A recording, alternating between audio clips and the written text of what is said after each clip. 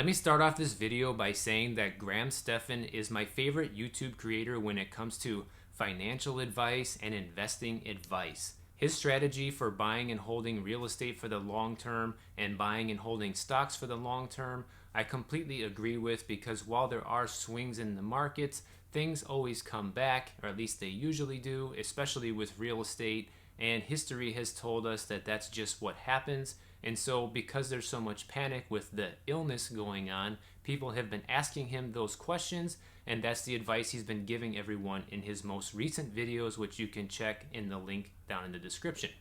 However, there is one thing I completely disagree with Graham on, and that is his position on gold.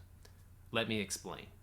Gold is not an investment. Right here in the beginning of this video, Graham says that gold is not an investment, and by that he is correct. And actually the very top comment on this video from one of his viewers says that gold is not an investment, it is money, and I completely agree with that position.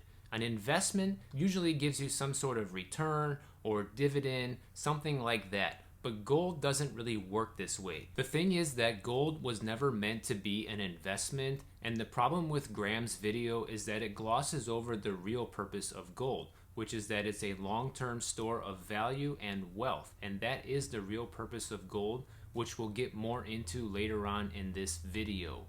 But gold was never meant to be bought and sold and traded on a daily basis like how the stock market works. It's meant to be used as real money to save it and preserve your purchasing power over a long period of time. This means that gold has gone up in value, adjusted for inflation, of 45%, get this, over the last 40 years. Now, just as a comparison here, the S&P 500 index went up in value 630% over that same time period, adjusted for inflation. Here where Graham compares the value of the S&P 500 that was gained over the past 45 years compared to the same gains for gold during that time period is just a completely irrelevant comparison for a couple of reasons. One, the S&P 500 has only been around since 1957, and the entire stock market has also only been around since the early 1800s. And so you're comparing something that is completely artificial and man-made compared to something that is mined from the earth, that has been money for over 5,000 years, and the government cannot manipulate and print more of it. And to compare these two things from one to the other is just a completely irrelevant comparison.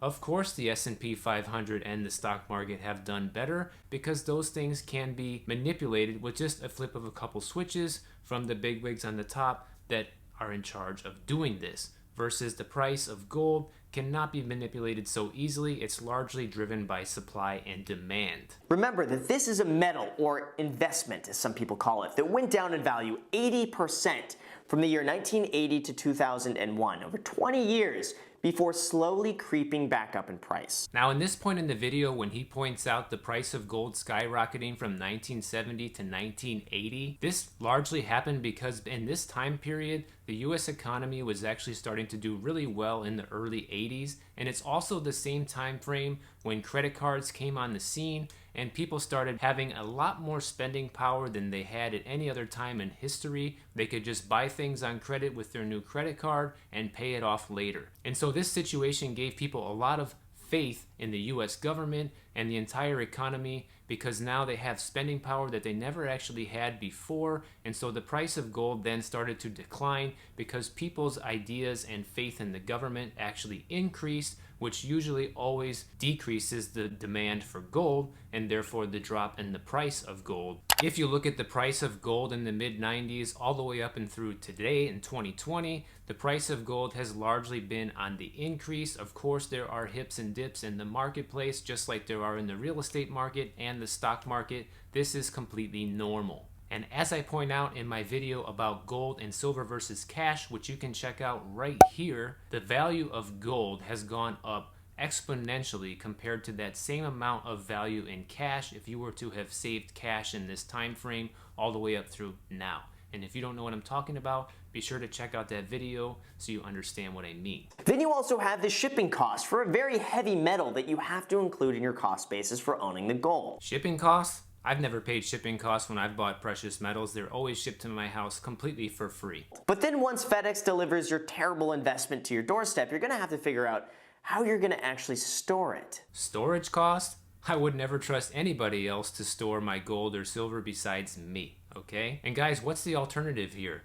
Blindly give your hard-earned cash over to Wall Street and let them invest it as they see fit? Do you really think that's the smartest financial plan for yourself? Another important distinction of gold is that it doesn't throw off cash, much like a stock's ability to produce income for the shareholder. It doesn't give you any interest either. It just kind of sits there looking pretty. Now this part's correct. Gold does not pay cash flow or dividends in any way. However, what it does do extremely well is it stores the value of your money. It stores the purchasing power of your money versus saving cash or having your money in something like the stock market that's extremely volatile, especially nowadays, and people can really start to see how volatile it just is. While gold does not earn any interest, it does maintain its purchasing power, and the interest that is gained over time is the actual value that gold sustains over that period of time. And so what I mean here is, let's give an example. There's this old saying that back during the Great Depression, you could buy a full suit and tie for a man with 1 ounce of gold. And that still remains true today. If you look at the value of 1 ounce of gold, which is about $1,600 an ounce today, you could walk into any kind of men's store and buy a full suit and tie, okay?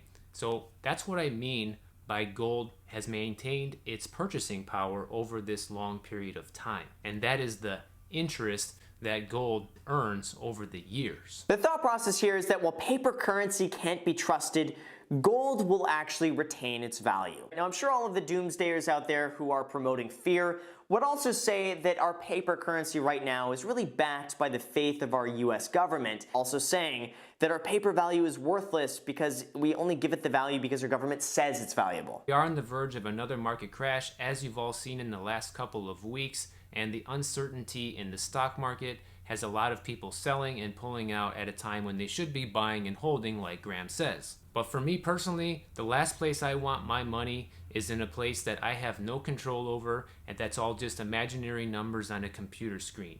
I would rather have real money, something that has been money for 5,000 years in my possession that I can control and I could potentially spend or cash in one day if I ever needed to. Most people don't know that gold is the only asset that is actually nobody else's liability. This is something that's called counterparty risk, and I learned this from the Rich Dad radio show, which I've also linked in the description. If you've never heard it, check it out because you'll definitely increase your financial intelligence exponentially just by listening to this. But let's be real here. The US Treasury security has never once defaulted on any sort of currency in our entire lifetimes. Now, here to say that the US Treasury has never defaulted on paper currency is pretty laughable to me for a couple of reasons. Number one, the Federal Reserve Bank was created on December 23rd, 1913. So that makes the entire Federal Reserve System that's in control of printing our money and setting prices and determining how much money is in circulation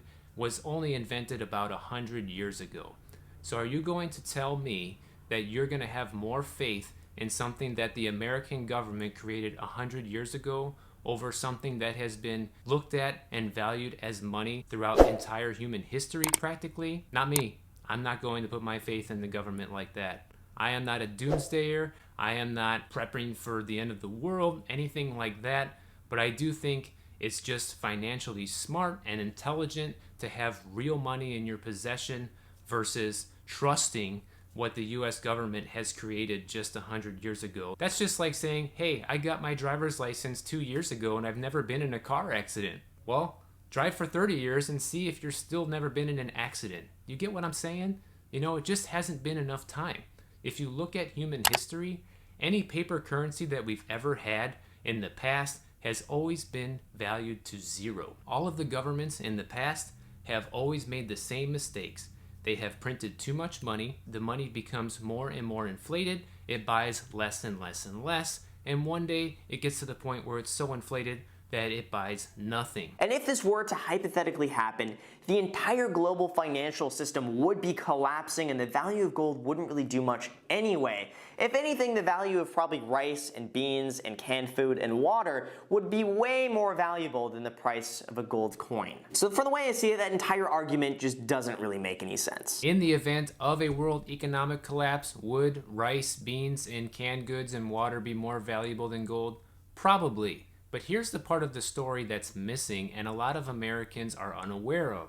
Countries like China and Russia have been stockpiling large amounts of gold for years. And the reason for this is most likely because they know that America and Canada and other powerful countries in the world are not doing this, and they know that's the only thing that is actually real money and has survived as being real money for all of these years. And so what they are probably planning is a currency in the future that is backed by gold. So in the event of a world economic collapse and the value of the dollar goes to zero, this is when one of those countries will most likely introduce a new currency to the market that is backed by gold and will completely wipe out the dollar, therefore leaving Americans helpless and broke. Now here's another big piece of the story that's missing from Graham's video. A lot of Americans don't even invest in the stock market and they don't even have a 401k. And so because they don't even have that,